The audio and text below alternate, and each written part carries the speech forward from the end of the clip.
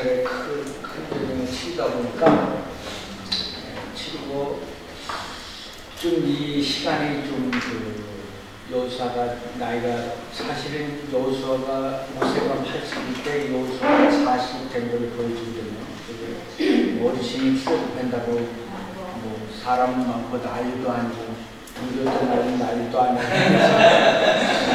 이렇게 가니까 아 정신이 하나도 그래. 이제 여호수아가 보니까 뭐 이제 노인네가 모세가 막 그러고 그리고 이제 그때부터 힘써서 모세를 쫓아다니다가 모세가 죽고 여호수아가 또 가나안 땅에 들어갈 때는 모세가 출애굽할 때 나이랑 거의 같게 그렇게 들어갔는데 이미 여호수아 입장에서 나이가 많은 노인이죠. 사실은 여호수아가 가나안 땅에 들어갈 때 이미 왜냐하면 모세가 80에 부름받았으니까 이제 여호수아도 80 정도에 이제 가나안 땅에 들어갔다고 봐야 되는데 그러면 거기서 뭐 전쟁을 또 12자를 치르고 있으니까 아주 힘들었겠죠. 우리는 뭐 우유부단 뭐 지진지진하고 이렇게 생각하는데 앞에 제가 그 가나안 땅에 들어가기 전에 수트모스 3세나 이런 사람들이 가나안 땅에서 전쟁하는 기사를 조금 봤어요. 그건 왜 그랬냐 하면 가나안 족속, 7족속들이 그냥 크게 7족속으로 나눕니다. 더 되겠죠.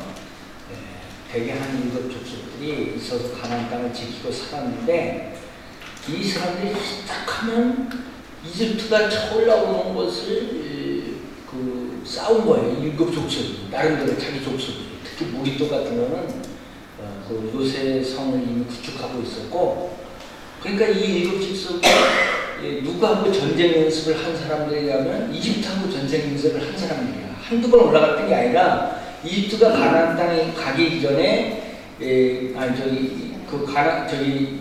이스라엘이 가나안 땅에 들어가기 전에 이집트가 가나안 땅을 서너 번 쳤다고요. 한 전쟁만.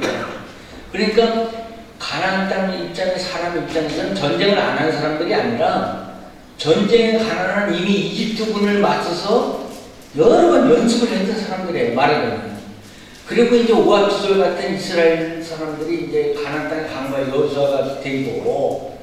근데 우리가 생각할 때, 저를 생각할 때, 아이고 뭐 얼른 그냥 싹 채워버리고 정리하고 뭐 빨리 회복하고 이렇게 딱 나오는데 아직도 뭐 예루살렘 된 뭐 다윗 때까지 여호수아는 남아있었고 또 뭐 점령을 못하고 또 여기저기 또 남아있고 뭐 이렇게 좀 미직지근한 느낌을 좀 받는단 말이에요. 어떤 때는. 근데 그렇게 생각할 게 아니라 가나안 땅의 7족속의 이 이집트가 훈련된 이 전쟁에 대한 이 사람들은 상당히 그 훈련되어 있던 그 종족 사람들에 이렇게 생각을 해야 되는 거예요. 그다음 그 반발이 우리가 생각한 것 이상으로 강렬했다 이렇게 봐야 되는 거예요. 그러니까 그러면 여호수아가 뭐 나이 80대에서 가나안 땅 건너는데 그 어르신이 뭐 얼마나 고생했겠어요. 또 그렇게 고생해서 또 열 몇 차례 전쟁을 또 하고 나니까 이제 하나님하고 관계가 다 돼서 한 이야기가 이제 여호수아 23장쯤 가고 하다 보니까 항상 무장 쪽으로 가다 보면 말씀을 등한시하게 돼요. 그게 그럴 수밖에 없어요.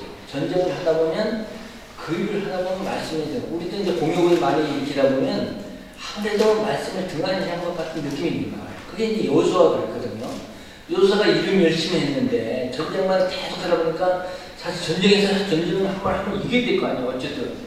그러니까 얼마나 신경을 쓰겠어요. 그렇게 하다 보니까 말씀 가리키고 어떻게 이렇게 하는 일에 대해서 뭐 소홀했다기보다는 솔직히 뒤로 밀어놨단 말이에요. 이제 안 하거든요.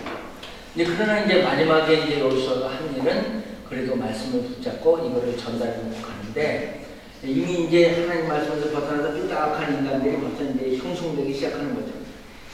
23장, 여호수아 23장 5절에 너희 하나님 여호와가 너희 앞에서 그들을 쫓아내사 너희 목전에서 너희 눈앞에서 그들을 떠나게 하시니 너희 하나님 여호와께서 너희에게 말씀하신 대로 너희가 그 땅을 찾아올 것이라 이렇게 하고 그러므로 너희는 크게 힘써 모세의 율법책에 기록된 것을 다 지켜 행하라. 그것을 떠나 물어나 자거나 치우치지 말라.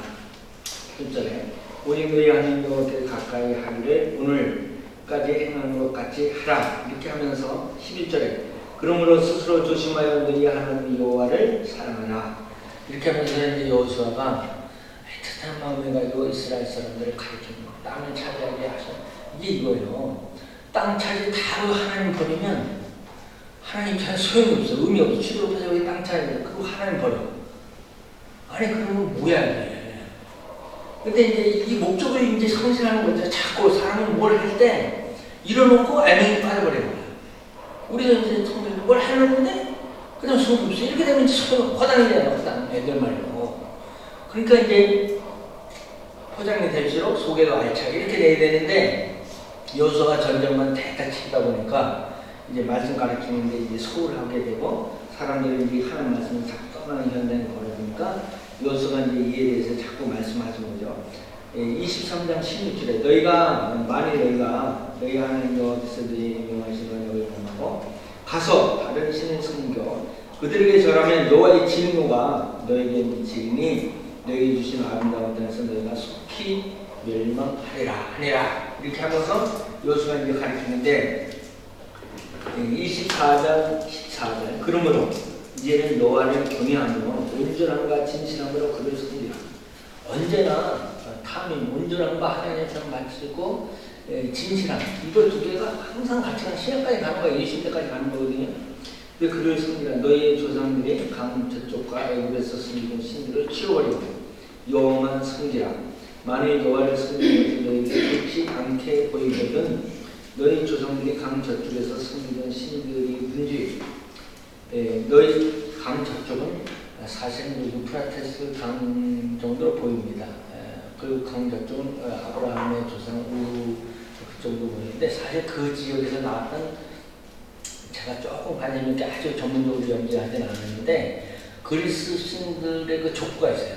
역사가 있습니다. 추적하는 그리스에서 일어났던 고린도도 마찬가지고 그래서 이 귀신들의 역사가 있어요. 그 다음에 이 마귀들의 계보가 있습니다. 좋은 사람의 계보도 있으지. 근데 그걸 다 추적해서 따라 올라가면 결국은 아브라함 땅의 고향도 메소포타미아 우르 그쪽에서 그러니까 거기가 강 건너거든요. 그래서 이것은 강 건너는 유프라테스 강 건너를 이해를 하면 될 것 같습니다. 근데 그쪽에서 섬기던 그 바벨론이나 그쪽에서 섬기던 이런 거 다 버리고 그런데 이제 15절에 만일 여호와를 섬기는 것이 너에게 좋지 않게 보이거든 너희 조상 강조에서 섬기던 신들이든지 또는 너희가 거주하는 땅에 있는 아무리 족속의 신들이든지 너희가 섬길 자를 오늘 택하라. 둘 중에 하나 택하라. 오직 나와 내 집은 여호와를 섬기겠노라 하니 여호수아가 선포하는 거죠. 그러나 오직 나와 내 집은 여호와를 섬기겠다. 이렇게 하면서 자기가 먼저 치고 나가는 거예요. 강조하는 게 자기가 먼저 솔선수범을 하는 거예요. 그러나 이미 영적인 상태에서 어느 정도는 상당히 하나님만 섬기는 신앙에서 사람들이 떠나 있으면 우리가 부정하지 못해요. 여호수아 말기 때 현상이 이게 이제 땅을 차지하다 보면 이제 이런 문제가 생기고 그러니까 우리가 이제 외적인 공사를 너무 익히다 보면 내적으로 부실하게 되거든요. 그래서 이 문제 양쪽의 공조를 다 한다는 것이 굉장히 힘들어요, 사실은. 그게 이제 여호수아를 통해서 우리가 많이 배우는 거죠.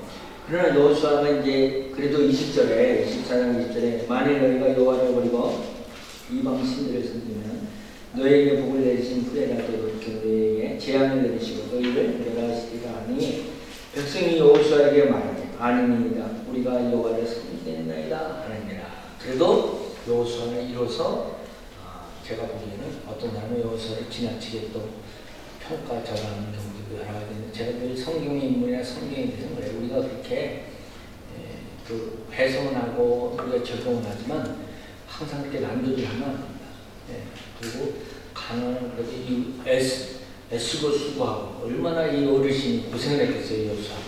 그러니까 마지막 최종의 유종의 미를 거두려고 부단히 노력하고 말씀을 가르치려고 노력했던 좋은 사람으로 저는 기억하려고 여호수아를 생각합니다. 그리고 이제 사사기로 넘어가는데 사사기로 넘어가는데 신앙의 뿌리가 깊지 못하면 금방 흔들려요. 근데 사사기 때 그런 모습을 보여주거든요. 이제 뭐 일단은 이제 성경을 기억하려면 성경책 히브리인들은 이 책을 뭐 글을 쓰면 제목을 안 달아놔요. 그러니까 성경도 그랬거든요. 그래서 써놓고 제목을 안 달아놓으니까 아니, 이제 후세가 이제 제목을 다는 방법이 두 가지였어요. 첫째는 이걸 기록하고 여기에 많이 나오는 사람 이름을 주로 쓰는 게 한 가지 방법이고, 또 하나는 이것저것 골치 아프면 첫 단어를 따갖고 그냥 그걸로 시작하겠어요. 근데 이제 이게 이제 사사기인데 한국 사람들하고 이게 뭐 사사인데 사사기냐, 사사기가 뭔가 하려고 기억도 하고 생각도 하고. 책 제목을 알면 그 책이 뭐가 있어요? 서점에 가서 책을 골라보세요. 뭘 보고 고르세요? 제목을 보고 고르죠. 근데 성경을 해초모여를 했다. 각 번별로 나눠서 이렇게 한 번씩 꺼내놨다. 사사기라면 제목을 다르다. 보통 사람은 사사기? 이게 사사라면 이게 사사기인가? 이 제목이 현대식 의식으로 말하면 분명히 교정되거나 다르게 좀 이해되어야 된다. 보통 사람들이 이해하기 어렵거든요. 그때는 이제 이게 공동 번역에서 번역을 좀 다시 해야겠는데, 판관기 이렇게 해봤어요. 판관기. 그럼 뭐 판관 포청천인가? 판관기 이렇게 나오고, 저 판관기는 또 뭐야? 이게 원어로 제가 소페팀이라고, 소페팀은 재판관을 얘기하거든요. 그러니까 이제 하나님을 대신해서 이제 재판하는 사람, 이스라엘의 이제 과도기죠, 지금. 그게 이제 사사기인데, 어쨌든 소페팀인데, 이제 백성을 다스리는 이제 어떤 뭐 언어상으로는 재판관이긴 하지만, 이 당시에 이제 지도자를 얘기하는 거죠. 그렇게 되면 이제 이 사사 시대로 이제 넘어왔는데, 이 사사가 107쪽에 보시면, 제가 이 표를, 이 마인드맵을 잘못 읽었다는 것은 이런 겁니다. 딱 성경부를 딱 하고, 딱 이런 박스 쳤어요, 내가. 그거는 여기서 딱 넣어버렸잖아요, 그냥. 딱 이렇게 그릴 필요가 없어, 도표를. 그냥 이 성경부터 딱 하고, 그럼 뭐 성경 본대로 딱 있으니까. 여기인데 이제 우리 지도도 오른쪽에 딱, 지도도 다 이렇게 연결해서 그 사건이 있었던 그 지도를 오른쪽에 나열했잖아요. 지도로 이제 지도로 보시면서 이 표를 이제 일단 보시면 타락과 구원, 사사시대의 역사가 이제 이렇게 잡고 어떤 사사가 구원해놓으면 또 타락하고, 여기 이제 밑에 도표가 있잖아요.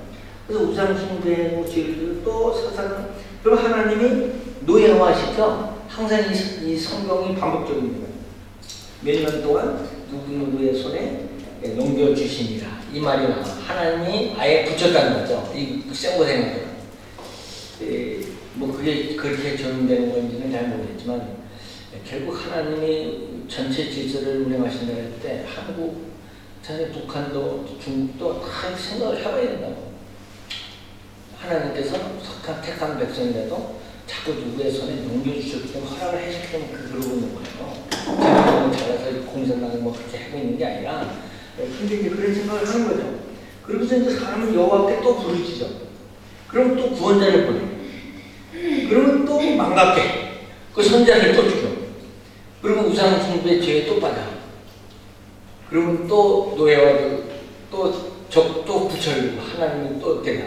이게 이제 이런 역사의 반복 순환이 사사들만, 구약의 사사들만 14명, 16명이, 사사기에만 나오는 사사가 16명 이렇게 나오고, 그 밑에 바로 보면 17장에 미가의 우상숭배와 단기파의 우상숭배, 이스라엘 내군이 단기파의 그 다음에 이주가 이제 나오고, 이것이 사사 말기에 나오는 현상이거든요. 그런데 사사들이 있었을 때 이렇게 반복하면서 계속 이걸 반복하는 거죠. 전쟁 사사 보내고 다시 평안했다가 또 죄 짓고, 이게 이제 계속 이제 그 악순환처럼 이제 그게 이제 이 사사 시대 내내 이제 이루어지는 거예요. 근데 이제 첫 번째 113쪽에 가면 첫 번째 사사가 이제 나오는 첫 번째 사사가 이제 온니엘인데, 이 온니엘이 메소포타미아에서 이스라엘 구원한 첫 번째 사사예요. 메소포타미아 그러면 이걸 우습게 알고 사사 기록이, 우리는 성경 볼 때 두 가지를 분명히 봐야 돼요. 성경이 기록을 많이 하는 것은 나름대로 이유가 있는 거예요. 그런데 또 하나, 기록이 굉장히 단축했다 그러지만 역사나 사건으로 굉장히 크고 시간도 오래 걸리고 그럴 수 있는 사건들이 있어요. 마찬가지로 온니엘이 사람들이 첫 번째 사사로 오는데, 메소포타미아는 이 메소포타미아 제가 이렇게 크게 그려놨잖아요. 총세도로, 군총세도로. 이 메소포타미아, 이 일대가 다 메소포타미아. 메소포타미아하고 이스라엘 상대가 아닙니다. 국력적으로. 근데 사산대, 일개 사산대 메소포타미아에서 구원했다. 자세한 이야기는 없습니다. 하나님이 어떻게 역사를 하셨는지. 그런 자세한 이야기는 없지만, 온니엘이 메소포타미아에서 이스라엘을 구원했다. 이거는, 이 지리적 배경을 아는 사람은, 또 역사를 알고, 메소포타미아 개념을 알고 있는 사람은 대단한 겁니다. 그래서 이제 그렇게 구원을 시켜줬어요. 이제 메소포타미아에서. 이제 그렇게 하면서 이제 여러 가지로 가는데, 이제 그런 부분이 쭉 가죠. 그 다음에 에온 나오고, 그 다음에 115쪽에. 115쪽에 이제 114쪽에 드보라의 이제 전쟁 이야기, 창세기 4장부터 5장에 이제 드보라의 그의 얘기하는데, 드보라가 이제 여사인데 80년 동안 이 에오치아에서 평안을 누리고, 그 다음에 에오시 죽으니까 또다시 우상 숭배에 빠져들고 하나님 진노를 사게 되고, 아까 말했던 그 표 그대로입니다. 하나님은 그 죄 대가로 가나안 정복 때 한 번 이스라엘 민족을 대접했던 하솔의 야빈 왕을 위해 다시 20년 동안 압제를 당합니다. 하솔은 지금으로 말하면 갈릴리 동쪽, 갈릴리 동편이 하솔 땅이었어요. 그쪽에 있었던 하솔에게 이제 현재 드보라는 벌이라는 뜻인데, 드보라의 딸, 같아, 이름 같아. 라피도스의 아내이며 사사와 선자 사명이 이스라엘 네 번째 사사인데, 여선자이면 통찰력과 판단력이 대단한데, 이스라엘 기우상 여러분 여자 선자는 대단한 거죠. 근데 이 사람의 전략이 뭐냐면, 대충 쉽게 얘기하면 이겁니다. 여기 이제 지도대로, 지도가 115쪽에 있는 지도, 스불론과 납달리에서 사람을 어디로 보냈냐면 게데스로 집합을 시켰어요. 그래서 이스라엘군 집결지가 게데스예요.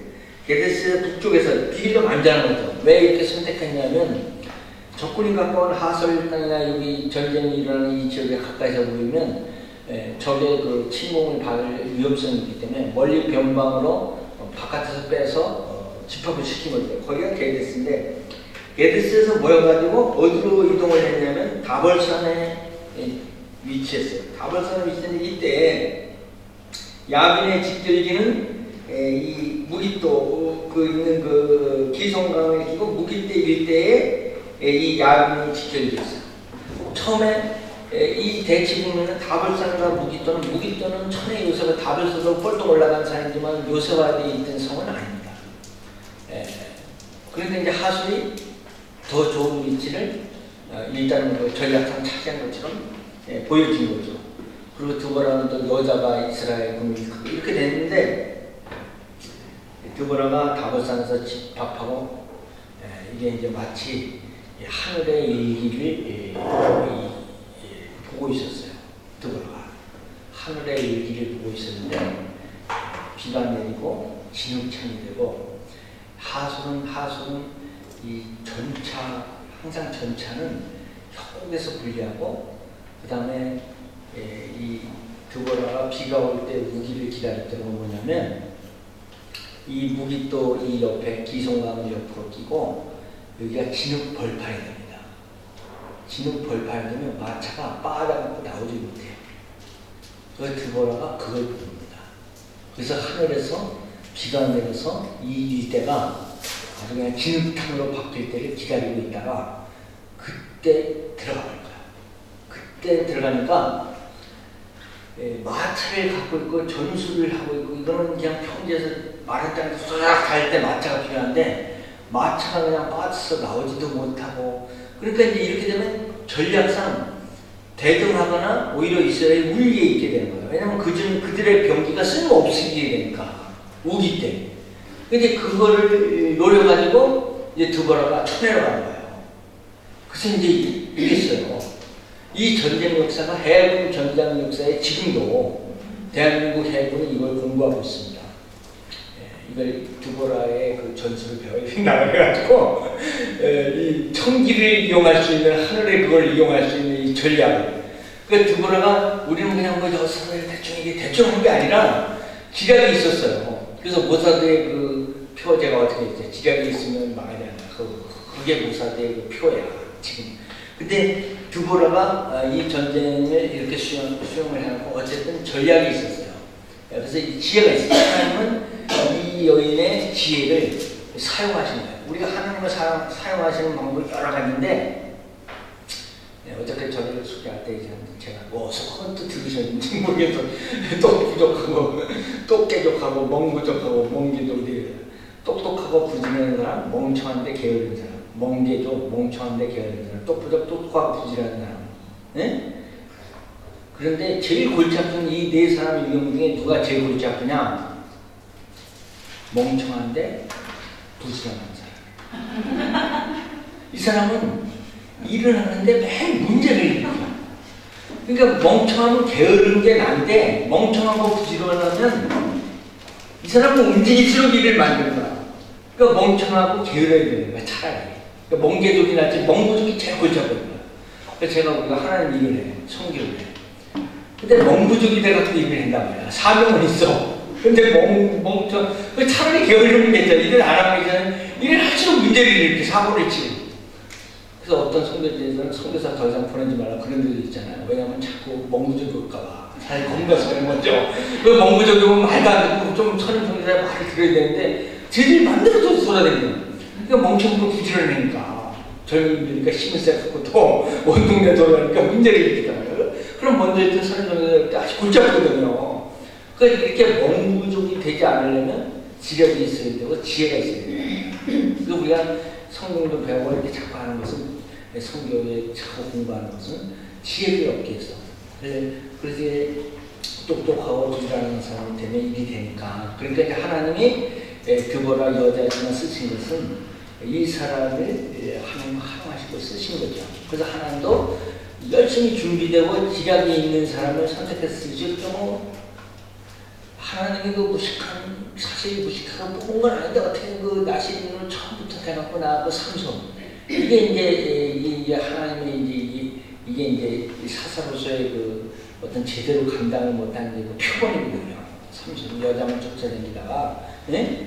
이제 그렇게 이제 망조가 나는데 마지막에 죽긴 했지만, 근데 그 시점에 116쪽이 중요한 페이지인데, 그 시기가 그 여호수아 시대의 말기로 보는 학자가 있고 사사 시대의 초반이나 중기로 보는 학자가 있습니다. 정확하게는 뭐 어떤 때 왔다고 말하기가 굉장히 그 고대 역사이기 때문에 쉽지 않아요. 그리고 원문부터 딱 부러지게 주장하기 쉽지 않아요. 저도 좀 살펴봤는데 연대기적으로, 근데 이거를 조금 더 정밀하게 연구를 하면 이집트 역사를 연구해야 돼요. 왜냐하면 이 사람들이 이집트에 먼저 정착하려고 했다가 이집트에서 쫓겨났어요. 그때 이집트 역사에 그 얘기가 또 나오는 데가 있어요. 잘 보면, 따로 보면. 근데 이제 중요한 건 여기서 이제 간단하게 그것까지 다 다루긴 어려우니까 시간이 없으니까. 해양 민족이 있었어요. 이 사람들이 그리스와 이 도스인들 이쪽에 정착되고 있었는데 어떻게 된 영문인지 여기서 그 추출, 이 땅에서 그냥 이 사람들을 쫓아내고 있어. 추출을 강력하게 밀어낸 거죠.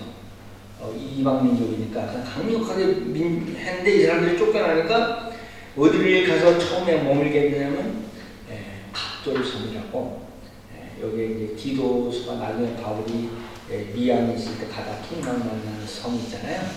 거기에 이제 각돌섬인데, 여기에 이제 여기에 일단 그 주둔지를 두고 여기에 머물러 있다가 여기에 머물러 있으면서 어디로 갔냐면 이집트에 정착하려고 시도했어요. 이 사람들이 이집트에 정착을 하려고 시도했는데 이집트에서 그냥 이집트가 뭐 그렇게 호락호락한 사람들이 아니니까 발도 못 붙이게 해갖고 이집트에서 도로 떠났어요. 떠나면서 해양민족이 돼갖고, 원래 이 족속이 해양민족이니까 배를 하나 이끄는 데는 이제 물길과 배는 기가 막히게 아는 사람 민족이니까, 해양민족이 원래 태생 자체가. 그러니까 이제 이집트에 정착하려다 정착을 못하니까 배를 타고 빙빙 돈 게 어디냐면 가나안 땅 이제 서쪽으로 빙빙 돌았는데, 돌다가 이제 싹 보니까 틈이 보였단 말이에요. 틈이 보였는데 그게 이제 블레셋 지역이에요. 블레셋 땅 그 지역이 이제 싹 조금 이집트에서 조금 올라가다 보니까 근데 틈이 보였는데 거기 정착해요. 근데 그때가 여호수아 말기인지 사사 시대인지 조금 가늠하기는 애매한 점이 있다는 거예요. 어쨌든 성경에 이 단서가 성경에 전혀 없는 게 아니에요. 근데 시대적인 단서는 약간 어려운데 일단 이 사람이 들어온 건 사실입니다. 그래서 정착을 했는데 그 사람이 첫 번째 정착한 지역이 어디냐면 블레셋, 그 다음에 그 위에 돌. 근데 돌은 나중에 사라졌는데 조금 이거예요. 근데 그 위에 꼭대기에 그 다음에 이제 두로와 시돈입니다. 그 다음에 우갈, 이 지역에 머무는데 나중에 성경상에서는 가나안 땅에 남아있는 사람으로서는 많이 어떻게 되면 해양적으로서 이제 성경이 어떻게 나가냐면 블레셋과 두로와 시돈, 이건 쌍으로가는 겁니다. 예수님 때도 이 얘기가 같이 나와요. 두로와 시돈 이 얘기가 같이 합니다. 예수님도 그 지역을 한번 방문한 적이 있었거든요. 이렇게 해서 이제 이 해양 민족이 이제 이쪽에 이제 틀을 잡고 있는데 이 해양 민족의 전에 말씀드린 것처럼 페르시트 이 사람들이 이제 크레타, 현재 그 크레타 섬에 형성되고 여기 이게 그 예언자들이 예언한 그 내용 중에서 이때 이 사람들의 민족의 특성을 이야기해 주는 게 있어요. 여기 성경 구절 써 있는 아모스 9장 7절 뭐 이제 보세요. 뭐라고 써 있는지.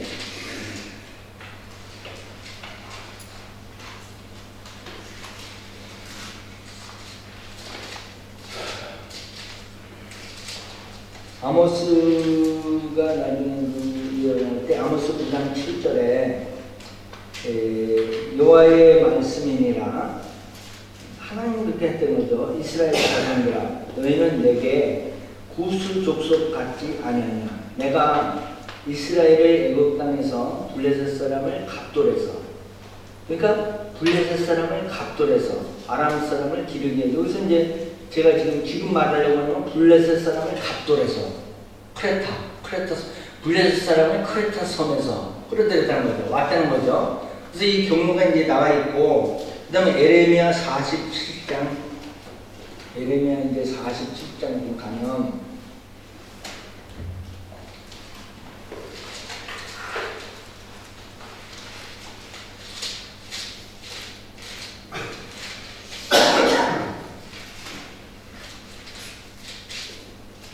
에레미야 이제 에레미야가 이제 그 블레셋 사람에 대해서 얘기하는 겁니다. 에레미야 47장이 블레셋 사람의 이제 멸망을 이제 유린하는 날 예언하면서 에레미야가 하는 건데, 에레미야 47장 2절에 보면 여호와께서 이와 같이 말씀하시다. 보리언들은 북쪽에서 여기 조금만 지나가서 4절에 이는 블레셋 사람을 유린하시며 두로와 시돈에 남아있는 바 도와줄 자를 다 끊어버리시는 날이 올 것이니라. 여호와께서 갑돌섬에 남아있는 블레셋 사람을 유린하시리라. 지금 무슨 얘기 이해가 되시죠? 갑돌섬이 이 사람들의 본거지고 블레셋하고 두로와 시돈에 있는데 이건 다 같이 볼 겁니다. 앞으로 이해가 되시죠? 그래서 지리적으로 이 갑돌섬이 이 블레셋 사람의 근거지고, 그러니까 블레셋 사람이 갑돌섬에 나왔는데 그 나중에 이제 사도 바울이 디도서를 이제 이 크레타 섬으로, 디도가 크레타 섬으로 그렇게 하거든요. 그래서 디도서를 이 크레타 섬으로 보낸 거예요.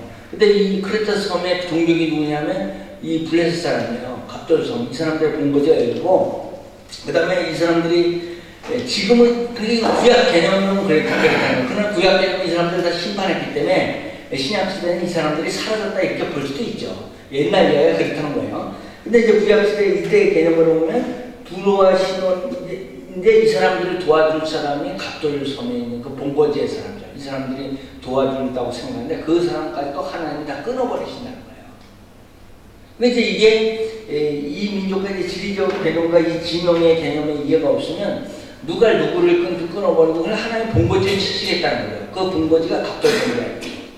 블레셋도 멸망시. 근데 이거는 뭐냐면 근원을 아예 철저하게 하나님이 그 추적을 해갖고 그 본거지를 아예 그냥 도와줄 사람 본거지를 아예 쳐버린다는 거예요. 하나님 입장에서. 그러니까 이것은 철저한 심판을 얘기한 거예요. 하나님이 그 민족 그 백성을 심판하지 어느 정도 철저히 심판하시냐? 도와준다고 생각할 수 있는 그 각도선에 남아있는 사람까지 하나님 쳐버린다는 거예요. 블레셋 땅에서 블레셋님만 없애버리는 게 아니라. 그러니까 에레미야가 이것까지 예언을 하거든요.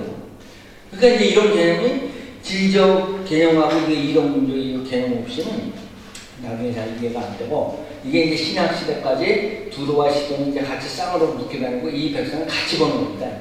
이제 그 정착 개념이 그래요. 이제 거기까지만 얘기하고, 이제 뭐 이제 나머지 이제 뭐 얘기가 이제 많이 있죠. 이제 뭐 입다 삼성 얘기 이제 다 있는데 넘어가고 124쪽에 단지파의 이주가 있었어요.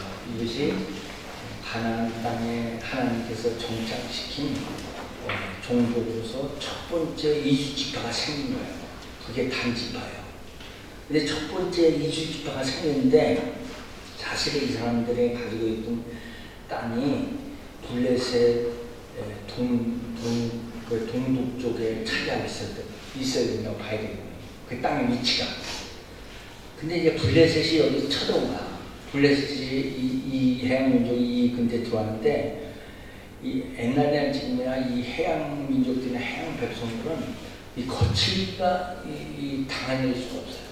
이 사람들 왜 해서 뭐 바퀴 타고 당겨갖고 담궈갖고 휘둘기 시작하면 그냥 겁이 없어. 이 해양 민족 뱃사람들은 이 겁이 없는 거야. 그러니까 온순한 이 이스라엘 사람들이 땅바닥에서 살고 있는데 뭐 회익하면 이 뱃사람들이 들어오니까 뭐 정신을 못 차리는 거지. 그러니까 이제 어떻게 보면 단지파가 그 틈바구니에서 있는 이 종족이 지파인데, 이게 뭐 견뎌낼 재간이 없는 거야. 근데 두 개 중에 하나예요. 사실은 단지파가 사명을 다 했으면 어떻게든지 여기 틀을 하고 살아야 되는 거야.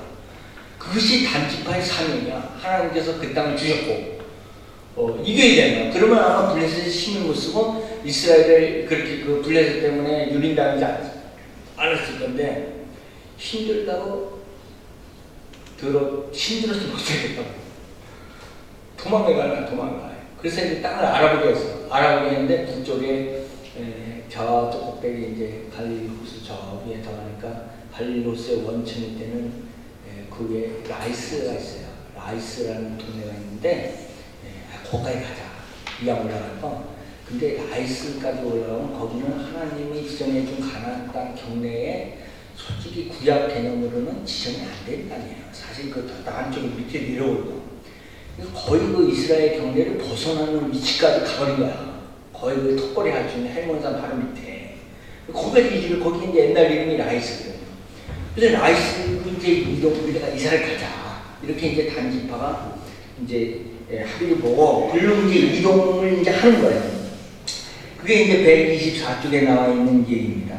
그래서 이제 쭉 가다가 이주 과정에서 이주를 반대하는 사람들에게 정당성을 심어주기 위해서 라기스, 여기 이제 이게 이제 오타가 이거 수정했어요.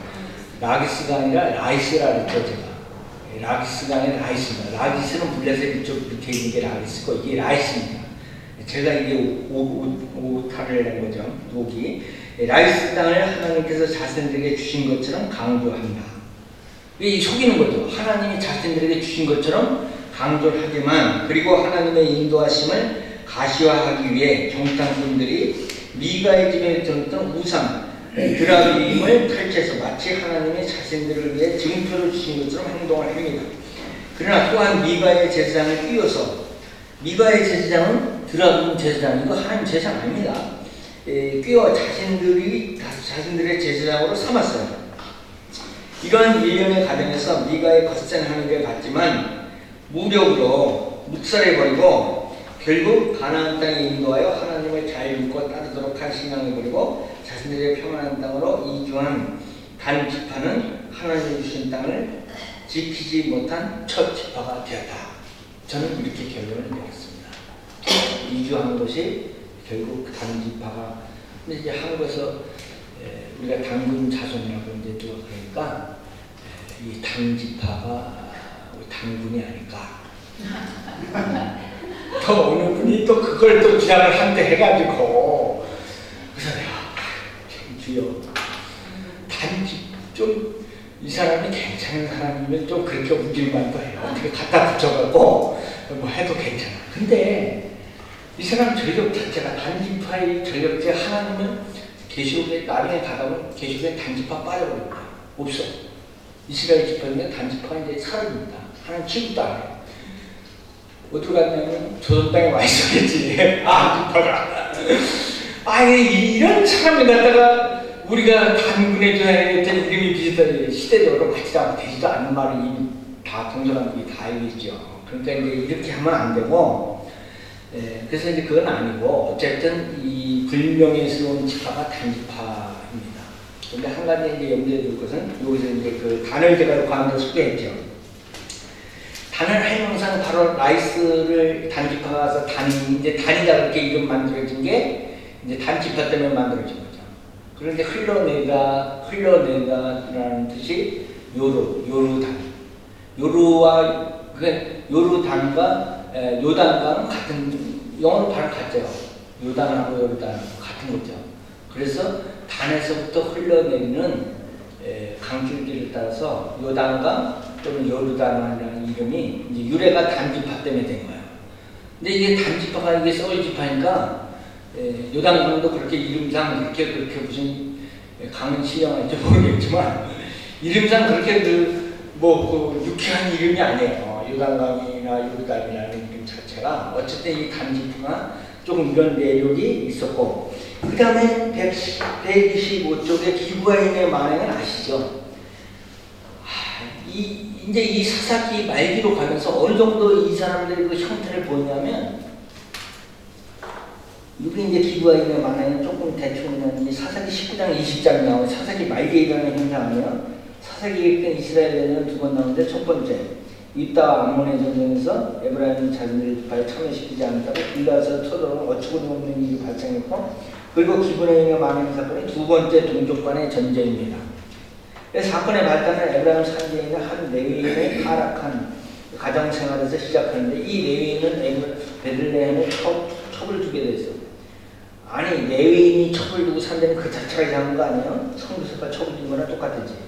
그 첩을 다른 남자와 행복하고 남편을 떠나 친정으로 달아났어. 친정으로 달아나니까 달아나서 끝나야 되는데, 이 레위인이 이 첩을 쳐서 베들레헴에 또 찾아갔어. 이 미친놈이지. 그러니까 장인은 떠나지 말고, 또 장인도 이상해. 떠나지 말고 자기 집에 머물러 며칠을 지냈어. 그리고 첩과 함께 길을 떠나 도중에 날이 저물어 여부수 속에 머물다 갈것을 청하니까 기브아 성까지 힘들게 같이 여행을 하다가, 그러나 아무도 맞이하는 사람이 없게 되다 어려우면 우연히 같은 고향 노인을 만나 유숙하게 되는데, 그날 밤 기브아에 있는 불량배들이 여자를 능력과 새벽에 놓아주었지만 이미 집안문에 엎드러져 죽어있는 것을 레위인이 그 시체를 나게 싣고 가서 첩의 시체를 12토막을 내고, 이 레위인이 자기 첩의 시체를 12토막을 내고 각 이스라엘로 사방으로 보냈어. 성경에 나오잖아요. 그 사사기 19장 30절. 그것을 보는 자가 다 이르되 이스라엘 자손이 애굽 땅에서 올라온 날부터 오늘까지 이런 일이 일어나지도 아니하였고 보지도 못하였다. 이 일을 생각하고 상념에 말하자 하니라 하고, 이스라엘 각 지파들은 미스바에 모여 전쟁을 준비하게 됩니다. 이스라엘 연합군은 기브아의 이 불량들을 넘겨줄 것을 요청하지만 베냐민 자손들이 이 베냐민 자손들은 또 이 요청에 응하지 않는지 참 모르겠어. 가끔 이런 일이 일어납니다.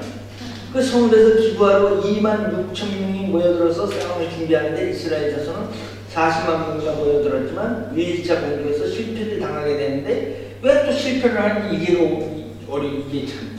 당일에 22,000명 두 번째 전쟁에서 18,000명 군사가 죽었어요. 이에 온 이스라엘 자손 모든 백성이 올라가 베델에 이르러 울며 거기서 여호와 앞에 앉아서 그날이 초밀도록 금식하고 번제와 화목제를 여호와 앞에 드리고, 하나님은 이걸 원했던 거예요. 그 숫자로 그 동족을 쳐서 잘못된 것을 그들이 징계하기도 하지만 그 징계하는 것을 바로 허락한 것이 아니라 하나님을 묻지 않고 제사도 지내지 않고 지들 마음대로 쳐들어가니까 하나님은 그 전쟁도 승리를 이끌게 안 만들었단 말이에요. 그러니까 이제 그걸 깨닫고 돌아와서 하나님 앞에 제사를 드리고 이제 그걸 했단 말이에요. 그리고 난 후에 다시 전열을 가다듬고 하나님의 약속하에 25,100명을 그러니까 하나님 약속이 있어야 되는 거예요. 아무리 자기들이 정당한 일이라고 좋은 일이라고 남을 다 심판해도 하나님의 사인이 있고 난 다음에 움직여야 된다는 거예요. 그러니까 우리가 생각할 때 그러죠. 우리가 누구를 막 뭐라 할 때 굉장히 우리가 그 인간적으로는 정당해. 그 사람들 분명히 문제가 있어. 성교한테 저렇게 하면 안 돼. 근데 우리가 심판해야 돼. 당신이 충분해. 아니 신체를 12동이나 내가 그 이리저리 보낸 인간들하고 상조 이거 그들을 당장 가서 심판해야 되면 너무나 명분이 당연하죠. 그런데도 불구하고 하나님은 허락을 안 해. 그러니까 전쟁이 2번이 계속 실패하는 거야. 우리가 선교하면서 아무리 정당해도 상대를 무찌르고 뭐 이렇게 못하게 그렇게 하려고 할 때도 우리는 정당하지만 하나님의 사인이 없이는 움직이면 안 됩니다. 내가 정당할 뿐이에요. 아니 이것보다 더 큰 그 이스라엘 민족의 상처가 어디가 있어요? 시체를 열죠. 나중에 사무엘이 왕 될 때 이걸 봐갖고 돼지고기를 잘라갖고 소를 잡아갖고 지나가던 소를 각을 떠갖고 이스라엘 전역을 보내잖아요. 사무엘이. 그래갖고 다시 모여갖고 이 사람이 사용한 이 방법을 사무엘이 나중에 전략으로 구사하잖아요. 그래갖고 그게 통했잖아요. 그래서 사무엘이 이제 초대하고 이스라엘 왕으로 등극하는 거거든요. 나중에.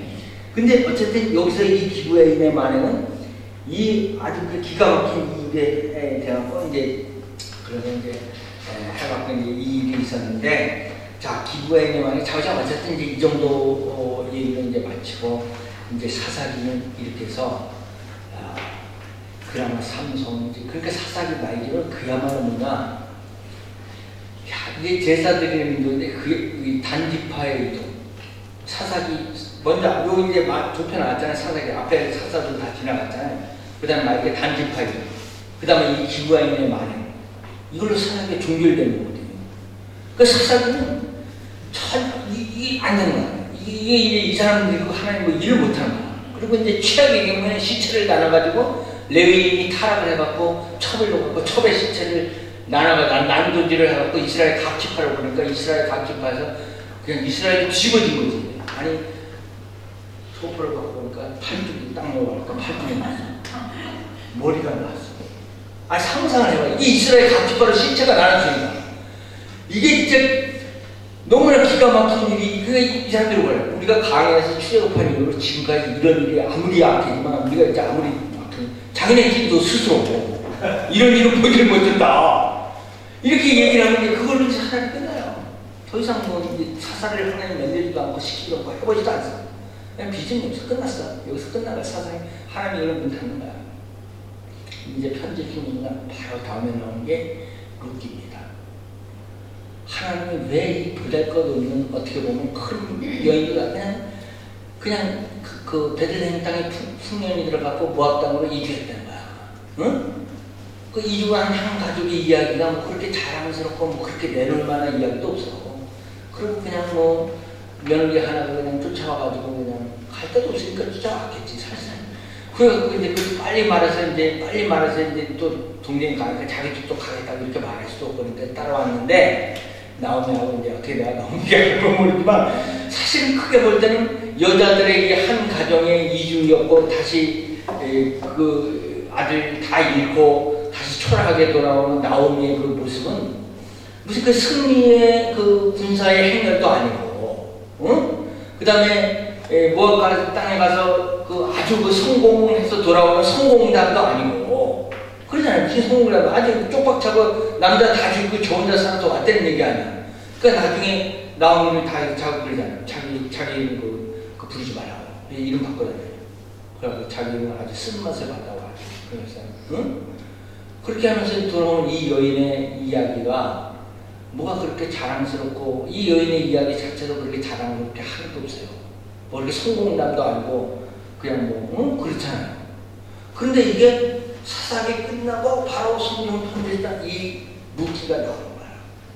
근데 저는 나름대로 이 생각합니다. 하나님 전혀 이제 사사기 안 되는 거를 평범한 베들레헴의 한 가정의 모습을 통해서 하나님의 희망을 발견하셨다. 그 다음에 이게 다윗의 외족이잖아요. 다윗의 외가 쪽이잖아요. 이 룻의 그 뿌리가. 그래서 이제 이 도표를 127쪽에 제가 자우가 나올 건 다 나온다. 그래서 다윗의 외가 쪽으로 그린 거야. 다윗이 나중에 그 사울의 그 칼을 피해서 숨어가는데 아버지를 모압 땅에 남겨둬요. 그때 왜 모압 땅에 남기냐면 모압이 자기 나오미 이쪽에 갔을 때 거기 살았던 지역이야. 그러니까 근거지가 있다고 봐요. 그러니까 다윗이 여기 가서 도망다닐 때 자기 아버지와 자기 부모를 이 모압 땅에다 남겨두거든요. 그러니까 이제 그런 근거와 단서가 되는 지역이 있는데 어쨌든 룻기 자체로 봤을 때 우리 룻기 내용을 모르는 게 아닌가. 그러니까 이제 제가 볼 때는 하나님 사사기 말기에 이 룻기를 집어넣는데 룻기를 통해서 무엇을 하나님은 말씀하시고자 하는 거냐. 이제 이스라엘의 사사기를 통해서는 비전이 없어요. 소망이 없어요. 되지를 않아요.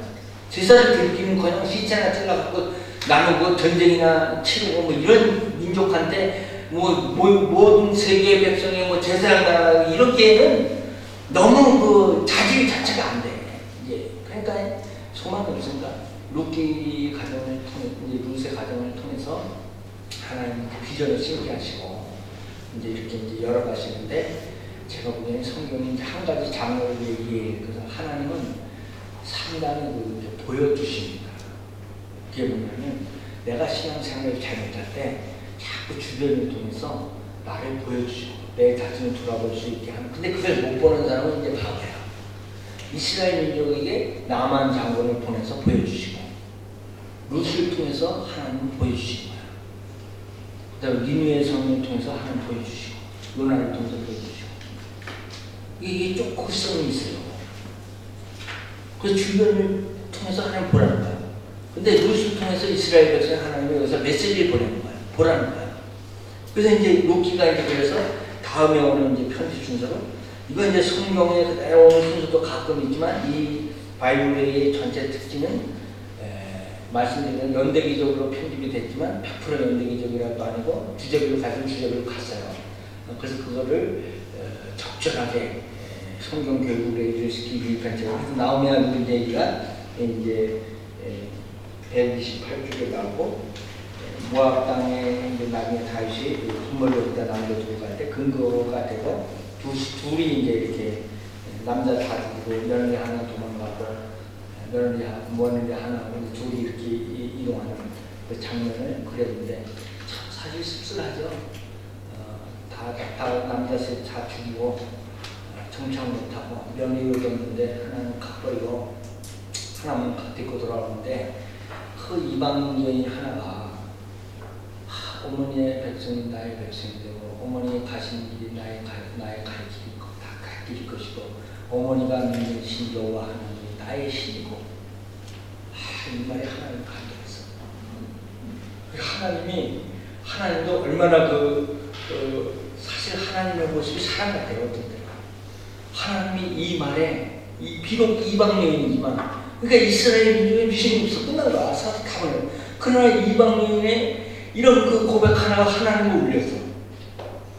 그리고 이 베들레헴을 보내가지고 다시 이스라엘 역사를 시작하게 하시고 다윗의 외가 쪽으로 이 여인을 사모합니다.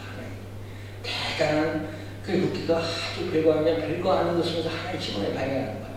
그래서 이제 이거를 성경 순서대로 여기 하나님이 적절하게 배열하게 하신 기가 막힌 오묘하신 섭리가 있다. 그래서 이게 순서도 그냥 막 뒤집고 들어가는 게 아니라 원래 히브리어는 다 이유가 있어요. 왜 하나님 그때 그 사람이 있었고 왜 그 성경이 들어갔는지 하나님께서 모종에 말씀하시고자 하는 뜻이 있다는 거야. 근데 이스라엘의 큰 쌈박짓을 하는 그 오합지졸 자기들끼리 내전이나 치르고 있는 그 인간들 속에서 하나님의 희망을 발견하는 게 아니라 그 이방 여인의 그 힘없는 아무것도 아닌 그 이방 여인의 그 하나님을 믿고자 하는 그 신앙의 절개 속에서 하나님의 희망을 찾는 거죠. 대단한 메시지가 있는 거죠.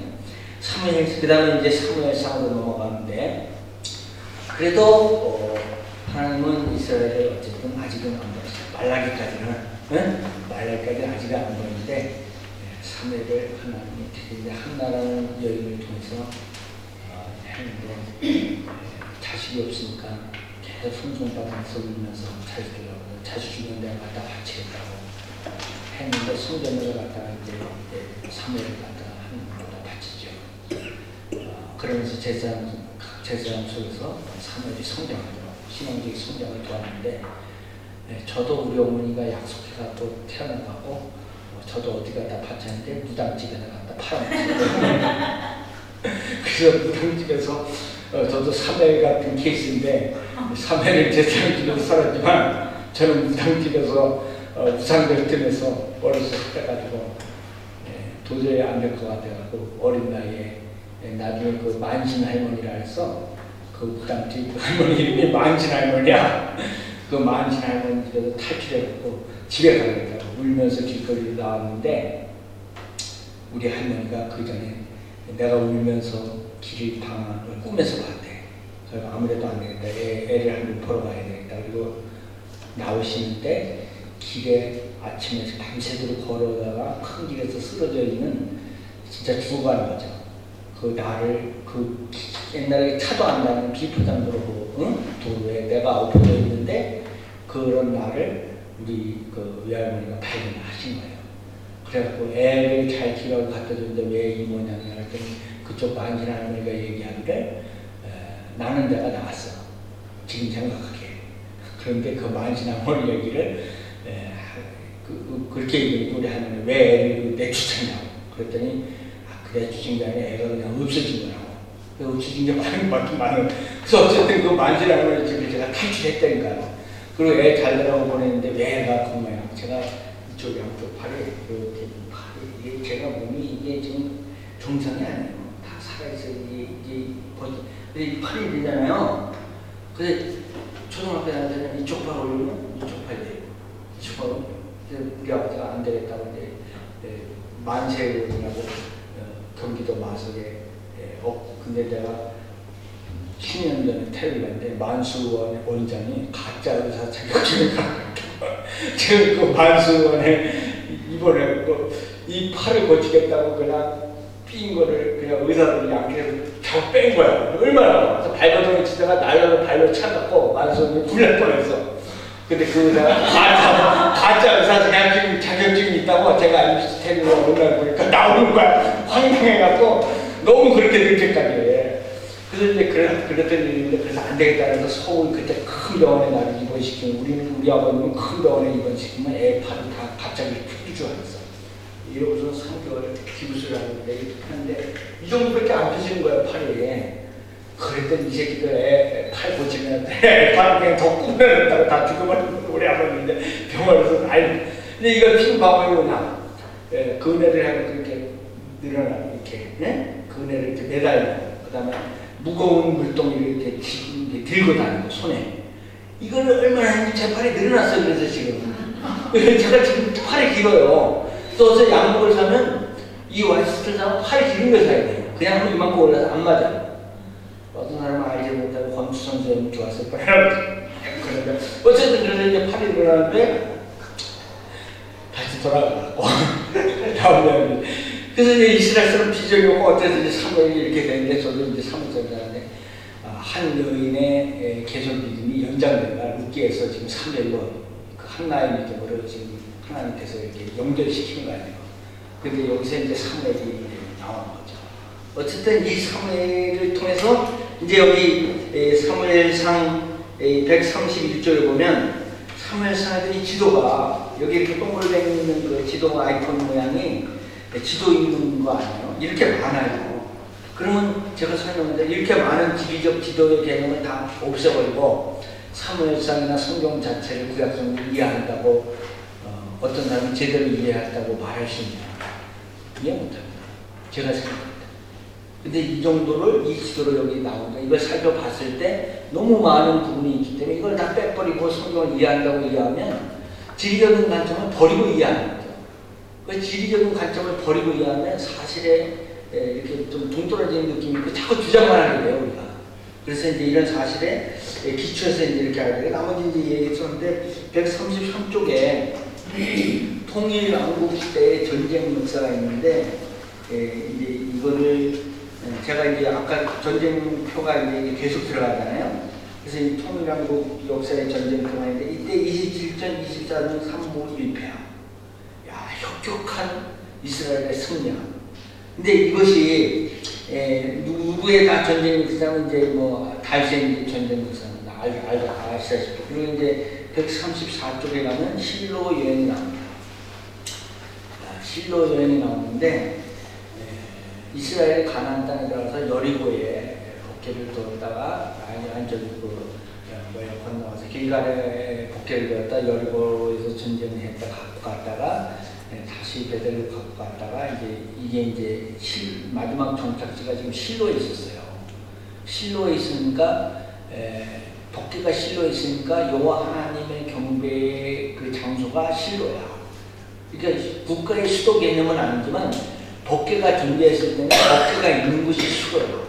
이스라엘의 개념상. 거기 하나님이 계시니까. 하나님 계신 곳이 이스라엘의 수도인 거야. 그런데 이때 당시에는 실로에 복개를 두고 있었단 말이에요. 근데 실로에 복개를 두고 있었는데 135쪽에 에벤에셀 전투가 이제 벌어지잖아요.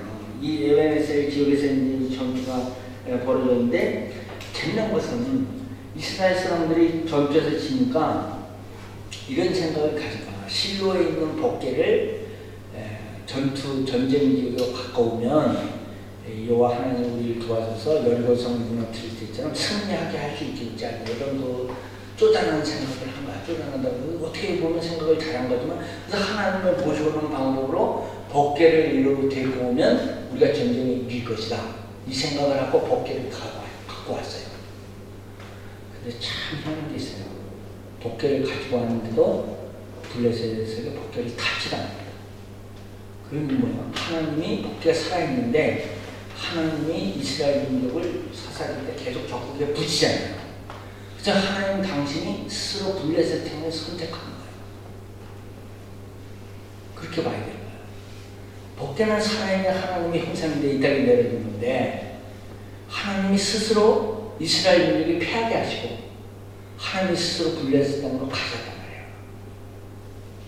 여기서 우리는 참 마음의 비위를 느끼게 되지만 참 씁쓸함을 느끼게 돼요. 하나님이 오죽했으면 그런 길을 선택하실까?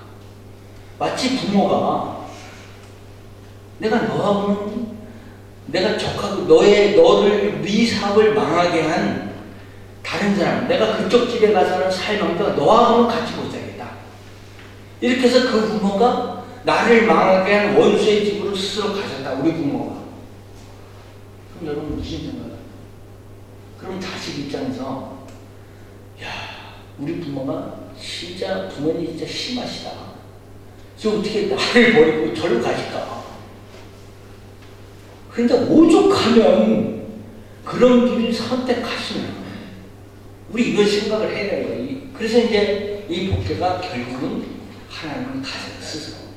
그러나 이제 블레셋님들이 갔다가 136쪽 복개 이동이 이렇게 저렇게 이루어지는 역사가 쭉 있는데 복개 이동이 이렇게 하니까 하나님마다 뭐 다분의 신상이 갔다니까 모가지가 아침에 툭 떨어지고 그 다음에 팔뚝이 툭 떨어지고 전염병이 들고 도저히 안 되니까 이제 갖고 가라고 이스라엘 민족한테 갖고 가라고 마지막 이제 그 종착지를 기란 여아림 베스메스 여기다가 이제 갔다가 블레셋 사람들이 갔다가 탕 도망갑니다.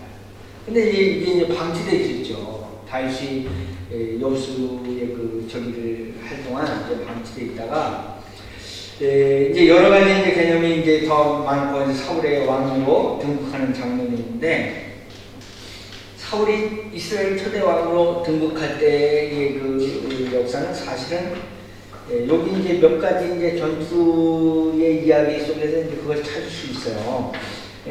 다윗이 등극하기 전에 이제 사울이 이제 이스라엘 초대 왕으로 이제 등극하게 됐는데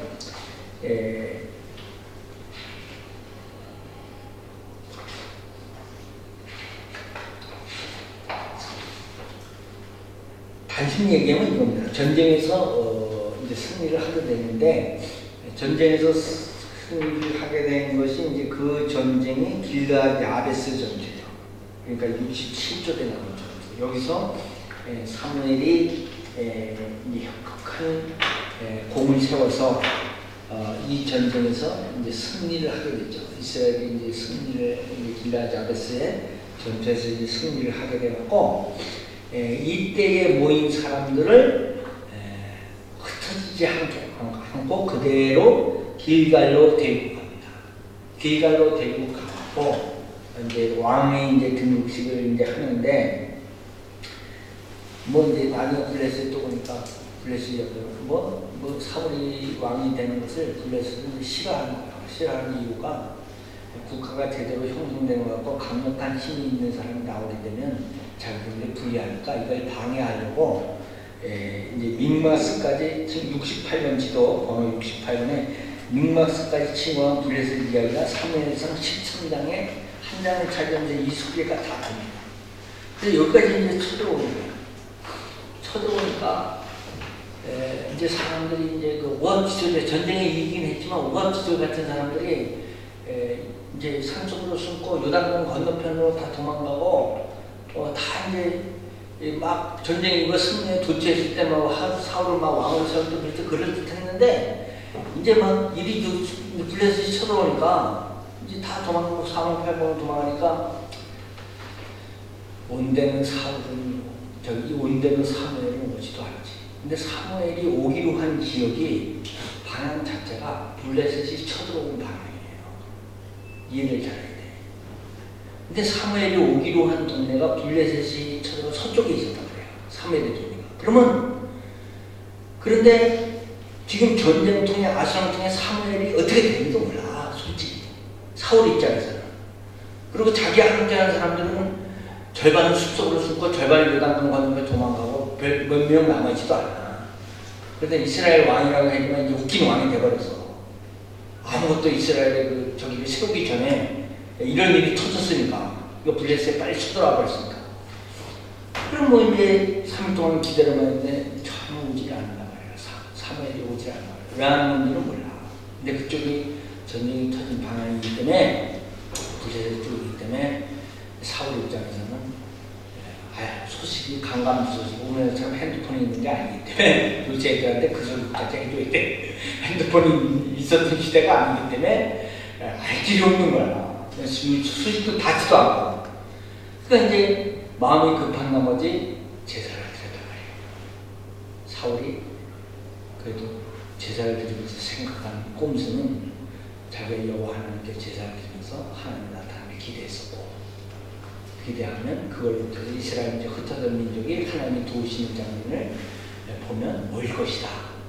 이런 생각을 사울 입장에서는 충분히 했을 것이라는 거예요. 민심을 얻기 위해서 하나님 앞에 제사를 드릴 수 있다. 여기에 또 제사의 문제와 가려됩니다. 지금 다른 문제의 범죄의 개념으로 칠 때는 다른 문제는 하나님이 별로 언급도 안 해, 성경이 솔직히. 지금 근데 우리가 얼른 생각할 때는 별것 아니다 이렇게 하고 슬쩍 넘어갈 수 있는 것 같고, 사울 입장에서는 충분히라기보다는 사울은 온다는 사무엘은 오지도 않고 그쪽 지역에서 전쟁이 터졌고 그 자기를 따르던 백성들은 사방팔방으로 흩어졌고 자기는 뭔가 국론을 먹은 힘을 얻고 그 유일한 방법이 하나님께 제사를 드리고 하나님께서 나타나시는 거야. 그래서 제사를 드렸어. 근데 이게 자연 일이 아니라 사무엘이 와서 노발대가라고 바로 이 일 때문에 당신의 생명과 당신의 날을 길지 않을 것이다. 이런 예언을 듣게 돼요. 바로 죽진 않지만 왕의 날이 길지 않겠다. 이런 예언을 사무엘한테 듣게 되잖아요. 나중에. 우리는 여기서 이 제사의 이 하나님께서 한 규율과 약속과 제사의 그 엄중함을 다시 한번 느낄 수 있는 거예요. 그냥 어떻게 그냥 그 제사의 그런 어떤 개념을 빼고 본다면 사울이 그렇게 잘못했다고 이렇게 말할 수 있는 게 별로 없어. 오히려 자칫 우리도 사울처럼 할 수 있다는 거예요. 누구나 사울이 2번의 범죄를 평생에 범했는데요. 2번의 범죄를 다 보면은요. 그러니까 나중에 이제 억울하게 다 죽여 그렇게 생긴 거예요. 근데 이 2번의 범죄 자체가 그렇게 사울을 못된 놈이라고 몰아붙이기에는 제가 가만히 보면서 묵상하면서 오늘날 그렇게 쉽게 설명해도 그럴 수 있나라고 이렇게 생각하면 사실은 물론 제사의 문제가 하나님께서 그렇게 경중한 것 진짜 사실이지만 사람 입장에서 본다면 자칫 그 함정에 빠지기 쉽더라. 우리도 누구랄 것도 없어. 그래서 이거를 우리가 이제 염두에 둬야 되는데 그래서 이제 믹마스까지 이 침투한 68번에 나오는 전쟁 역사, 사울의 역사가 그렇게 기록이 됐고 그 다음에 사울의 이제 사방 대적들하고 이제 넘어가서 다윗과 골리앗 얘기도 하고 147쪽에 147쪽에 보면 다윗의 피난 경로가 나오는데 여러 사람이 그린 지도가 여태까지 성서 지리학자가 그린 지도가 많았는데 이 지도 단 하나 그분들이 그린 지도하고 다른 게 제가 이 지도를 그릴 때 제 지도를 보면 이렇게 엇갈려서 가는 지도가 별로 없어요. 그죠? 이게 성수하게 연구를 기가 막힌 지도야. 근데 이게 어디서 또 엇갈리려고 그러면 어쩌냐면 아둘람 지역에서 모압 지역까지 갈 동안 이 지도를 어떻게 그렸냐면 다른 사람들은 염해 밑으로 이렇게 밑으로 그렸어요. 근데 저는 위로 그렸어요. 위로 그린 게 제 지도밖에 없다 보니까 이제 문제를 제기할 수 있는 모압으로 가는 길은 세 길이었어요. 홍해를 가로질러서 염해를 가로질러서 갈 수 있고 저처럼 갈 수 있고 밑에 남부로 갈 수 있고 대개의 지도가 다 남부로 그려졌는데 너무 멀어요. 너무 멀고 그래서 저는 그냥 일단 어느 길로 갔는지에 대한 단서는 아무것도 없어요. 그냥 갔다는 것밖에 성경이에요. 이건 추정치로 하는 건데 길인데 근데 저처럼 그릴 때 한 가지 문제가 있어요. 그건 뭐냐면 다윗이 살고 있는 지역과 가까운 지역을 사울이 살고 있는 기부아나 이런 쪽을 가까운 지역을 통과해야 되는데 다윗이 이 위험을 무릅쓰고 이 지역으로 갔겠냐 하는 의문이 나면서 다른 신학자는 다 밑으로 그리는 거야. 저는 근데 위로 그렸어. 왜 그랬냐면 다윗이 그렇게 쫀쫀한 사람이 아니다. 다윗의 대범하기가 당시 활동할 때 보면 그리고 항상 내가 구약의 이 전쟁 역사를 다 기록하면서 상대의 허리를 찌르는 거예요. 분명히 사울은 가겠다고 생각한 이쪽을 차단하고 있거나 적자를 보내서 다 확인하고 있을 수 있어. 다윗은 오히려 이건 소설입니다. 이건 소설인데 다윗은 오히려 사울이 전혀 예상치 못한 자기 코앞으로 지나가다. 어때요? 그런 시나리오죠? 이스라엘 이라크에서 모사드니까 무기구가 발견됐어요. 엄청난 모사드가 갖다 쌓는 이라크에 있는 무기구가 발견돼서 들통이 나고 여러 이스라엘의 그 정보원들이 붙잡혔어요. 이라크에. 그래서 취재를 계속 하는데 결국 한 사람의 이름으로 이렇게 귀착이 된 거예요. 가명이 있었는데 그래도 한 사람 이름으로 취업이 돼서 모든 사람 입에서 한 사람의 대장 이름이 나오기 시작했어. 이라크 경찰이 이스라엘 바그다드와 사차지 뒤졌는데 거미 새끼 하나 깎아서 사차지 총동원론을 해서 다 뒤졌는데 사람을 못 찾았어. 근데 그때 이 사람은 감옥에 있었어. 자기들이 허를 찔렀어. 이라크 깜빵에 있었어. 깜빵에다 집어넣고 이 사람을 전체에서 터진 거야. 근데 어떻게 됐냐면 이 사람 집으로 경찰이 들이닥쳤어. 그 사람 순간 나는 끝났다고 생각했어. 근데 경찰이 들여왔는데 뭐라 하냐면 일주일 전에 자동차 사고 내고 출두하라고 명령을 내렸는데 왜 안 나오시냐고. 지금 강제로 좀 가셔야겠다고. 그래서 자기는 죽은 그 비밀 그거 다 무기고 대장인 줄 알고 잡아가는 줄 알았더니 자동차 사고 난 거 올해도 안 오고 그래서 우리가 데리고 왔다고. 그래서 데리고 갔다 감옥에다 쳐놨어. 그래놓고 이 사람을 정부에서 찾았는데 못 찾은 거야. 이렇게 경찰이. 그리고선 나중에 이제 즉결 심판받고 이제 풀려나는데 풀려나기 전에 이라크 경찰이 했는 게 지문을 찍고 사진을 찍고 풀어줘요. 근데 그 과정을 시행하게 되면 이 사람이 그 사람이라는 것이 들통이 나게 돼 있어.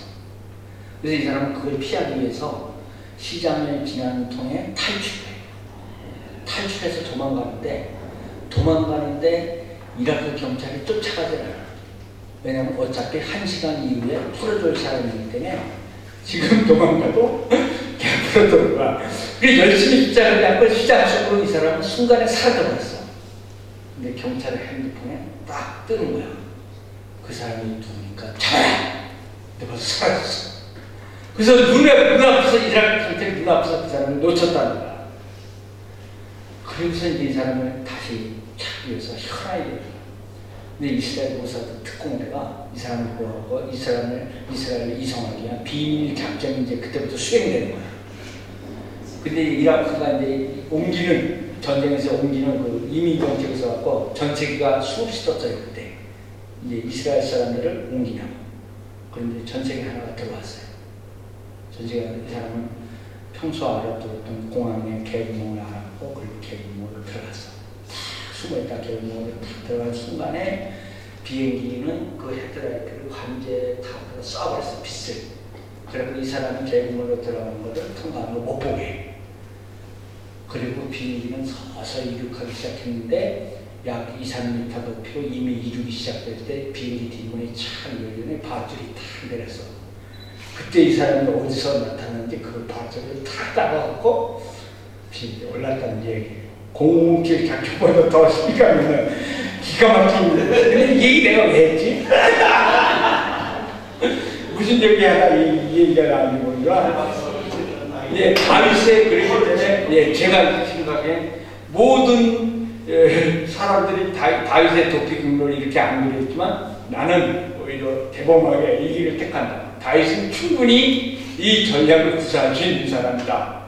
그래서 이제 어쨌든 이 기도가 다른 사람 보기에 여러분들 딴 거예요. 아, 목사님 뭐 딴 기도하면 다르게 그 이유가 있다니까. 난 누구와도 토론하고 얘기할 수 있어요. 다윗이라면 충분히 이 길을 선택하고도 남음이 있다고 나름대로 생각합니다. 어떤 일을 했든 상관 아무것도 없어요. 근데 어쨌든 이렇게 사울의 탈을 피해서 10년을 다윗이 도망했어요. 나중에 사울은 한 나라의 국력을 동원해갖고 다윗 잡으려고 혈안이 돼 있어요. 여러분 한국에서 검찰이 안기부에서 조사를 해서 검사하기 시작하면 이런 소리 듣기 시작하면 사람이 잠도 안 하고 못 살거든요. 그것도 죽이려는 거예요. 근데 한 나라의 대통령이, 한 나라의 왕이 그 다윗 한 사람 잡으려고 이렇게 천안에서 저 다윗이 미쳐버린 거야. 그 오죽하면 그 외부수인 블레셋 그 지경으로 나중에 도망가냐 다윗이. 그래서 이 다윗이 도피면 그래서 여기 가드 있잖아요. 가드와 시글락까지거든요. 그 가드는 이제 그 블레셋 5대 도시 중에 하나가 가드거든요. 근데 여기까지 그 다윗이 이제 도피를 하게 되고 이런저런 얘기가 많지만 다 생각하고 그래서 이제 다윗이 거기 가서 이스라엘과 블레셋 간의 이제 전쟁을 150쪽에 제가 별도로 도대체 블레셋하고 이스라엘로 얼마나 전쟁을 한 거냐 어디 속시원히 보여줄 책이 없어서 내가 없으면 네가 만들어라 하나님을 들었는데 하나님 그런 사람이 자꾸 만들어서 잡스러운 거 만들어 놓고 간 바람에 제가 아이패드를 사야 되는데 1년이 지나도록 아이패드를 안 샀어요. 안 사서 하나님 기도했어요. 하나님 이것까지 해야 됩니까?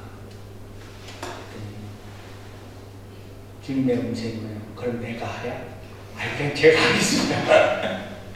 그래서 이제 아이패드 2를 샀어. 아이패드 2가 나올 때 캐나다에서 오자마자 완행이 어차피 지나갔으니까 2가 나올 때 이제 왜냐면 안 해보면 안 될 것 같은 느낌이 있는 거야. 나는 누가 가면 컴퓨터 하면 조금 다 잘하는 걸로 나를 생각하는 거예요.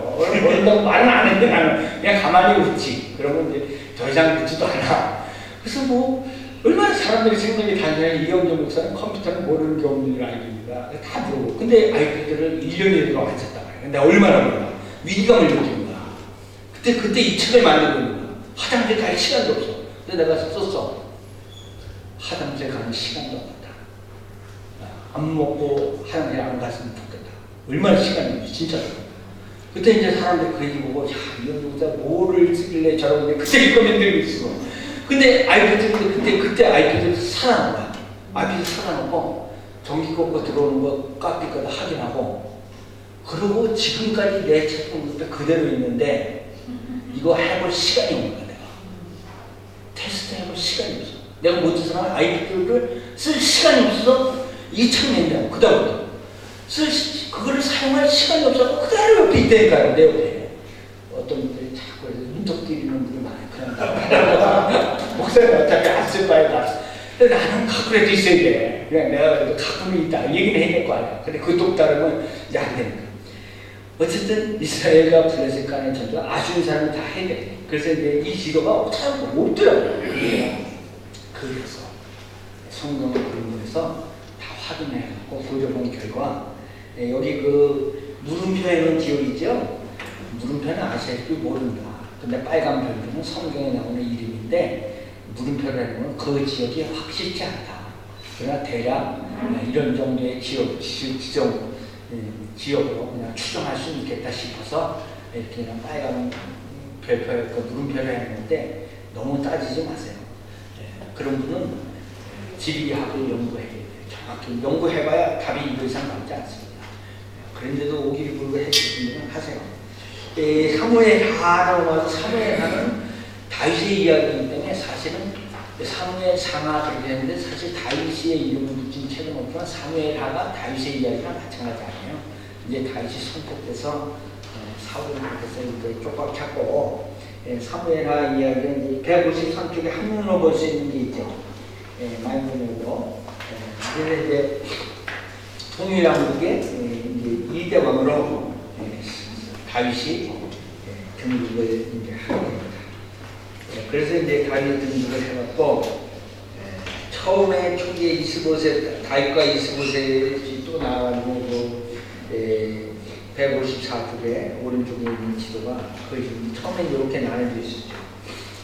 다윗이 저는 그 예루살렘을 천정해서 말할 필요는 없죠. 다윗이 헤브론에서 먼저 7년 반을 왕 생활을 했기 때문에 예루살렘을 수도로 삼은 거에 대해서 지금 제가 딴지를 건다는 것은 좀 어불성설이긴 한데 조금 생각해볼 문제는 뭐냐면 북쪽 지파하고 나중에 이 분열왕국이 될 때 너무 수도가 남쪽에 좀 치우쳐 있었어요.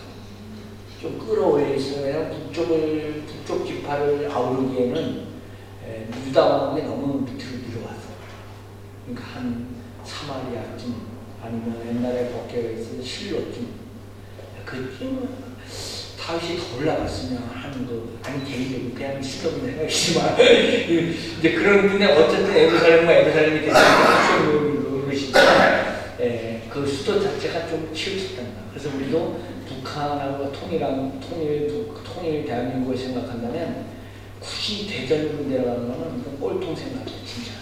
내가 생각할 때는 수도를 올리면 내리면 안 돼. 이게 이스라엘에서 배워야 돼. 그리고 북한을 아우르려면 오히려 더 올려야 돼. 한 일산점 수도를 사면 돼. 내가 집이 일산이거든. 옛날에 일산을 팔았어. 그냥 제 생각이야. 다른 상관없어. 어쨌든 한 나라를 수도는 중앙에 있는 게 제일 좋아요. 그 나라를 통치하게 중앙에 수도가 있어야 그런 이제 관점에서 볼 수 있고 이제 전쟁의 역사가 이제 이런 다윗은 그야말로 백전백승이야.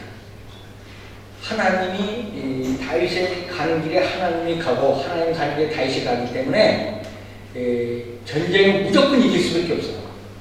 그래서 이제 다윗이 가는 곳마다 이제 승리를 하고 다른 일편도 없어. 진짜 기가 막힌 전쟁의 그 당시의 주변에서 다윗을 이길 만한 그 적수는 없고 또 국가도 없고 그러니까 이스라엘이 번영하고 활약하기 시작하는데 이제 하나님이 그 일을 또 형통하게 만들어주기 시작하는데 다윗왕국은 기가 막힌 거야. 그래서 이제 블레셋은 이제 계속 코스형 건드리듯이 이스라엘 침공하면 침공했는데 다윗 때가 딱 된 때 이제 캡소리 못하는 깽깽거리고 이제 순주민처럼 그대로 존재를 유지했지만 다윗이 거의 통치 영역에 들어있던 거나 마찬가지고 오른쪽에 이제 그 암몬이 하나 있는데 다윗이 이제 전쟁 140 그냥 대충 넘어갑시다. 162종의 남부 전쟁에서 승리하고 남부 전쟁에서 승리할 때에 3번 그러니까 162쪽에 3번 동글뱅이 있는데 암몬을 정복한 기사가 여기 이제 나와 있는데 조금 이따 더 얘기할게요. 다윗의 북방 정벌도 163쪽에 이제 있고요. 다윗왕의 등급 그렇게 있고 그 다음에 다윗왕과 암몬 이제 이 다윗왕과 암몬의 이야기가 있는데 164쪽이 중요합니다. 그 다음에 166쪽 자, 요 이야기는 요 책에 들어있는 좀 봅시다. 165쪽에 있는 거. 이게 사무엘 10장에 나오는 이야기예요. 한 장에 나오는 이야기를 여기 지도와 여기에 다 함축했다 이렇게 보시면 됩니다. 성경에 있는 이야기 아니에요. 암몬의 나스 왕 죽자 다윗은 호의를 베풀어 그러니까 다윗이 암몬은 그래도 유화 정책으로 그냥 같이 인정하고 이렇게 지내라고 했던 거예요. 다윗의 정책은. 그런데 암몬은 한문은 자기 방백들이 이간에 넘어가 조문 사절단의 수령 절반과 의복을 잘라 수치를 당하게 하여 돌려보냈죠. 그때 다윗은 조문 사절단의 수령이 자라기까지 여리고에 머문다. 왜냐면 그냥 오면 창피하니까. 여리고에 머문다. 수령 길러갖고 들어와라. 왜냐면 이 사람은 수령 자르고 머리 깎으면 이거는 뭐 바보도 아니고. 그러니까 이 암몬이 그렇게 수행하는 것 같아 이렇게까지 그냥 모욕을 줘서 내쳐 이거는 전쟁을 선포하거나 다름이 없어. 다윗 입장에서. 그 암몬이 이렇게 나오니까 선전포고를 한 한우는 다윗이 미움을 받아 전쟁이 불가피하게 된 것을 알고 북쪽의 아람 사람 그렇게 해놓고 한우는 자기도 아는 거야. 이제 다윗하고 전쟁을 해야 된다는 거는 어쩔 수 없다. 이제 필연이다. 자기가 근데 사절단을 수행을 못했으니까 그렇게 해서 보냈으니까 이제 전쟁을 해야 되는 거야. 근데 이제 한우는 불가피한 걸 아니까 북쪽의 아람 사람 보병 33,000명을 고용했어. 보병 3,300명 돈 주고 사온 거야. 33,000명 돈 주고 사왔는데 아직도 어느 이렇게 돈 주고 사온 사람 싸우는 척하다가 도망가서 둘 다 죽였다고 싸워요. 그래서 어쨌든 아람 사람을 고용해서 동맹군을 결성해야 되는데 그러나 다윗은 요압 장군이 있었죠. 요압 장군과 아비새 등장으로 하는 소수 정예 부대를 파견했어요. 소수 정예 부대를 파견 수많은 암몬군은 그야말로 오합지졸이었고 전투의 명분도 없었고 사기 춘천한 이스라엘군은 너는 담대하라. 우리가 우리 백성과 우리 하나님의 성을 위하여 담대히 하라. 여호와께서 선히 여기시는 대로 향하기를 원하노라 하고 나아갔습니다. 고용된 아람 인물은 도망하였고 아람 인물은 도망을 이루고 암몬군의 패주하여 성으로 들어갔는데 암몬군은 이제 패주하여 성으로 들어갔어요. 그 이후 요압 장군은 다윗의 명령대로 더 이상 암몬을 침공하지 않고 그냥 회군해서 돌아왔습니다. 그러나 다윗은 이를 갈고 있다가 166조 이를 갈고 있다가 라빠성 정복 완전히 라빠가 제대로 정복됐던 적은 이거 한 번밖에 없습니다. 이때 유일하게 역사상 이스라엘의 서쪽에 블레셋 가까이 있어서 끊임없이 이스라엘 동쪽에 있는 암몬이었는데 다윗한테도 두 번째 전쟁인데 지난번 3년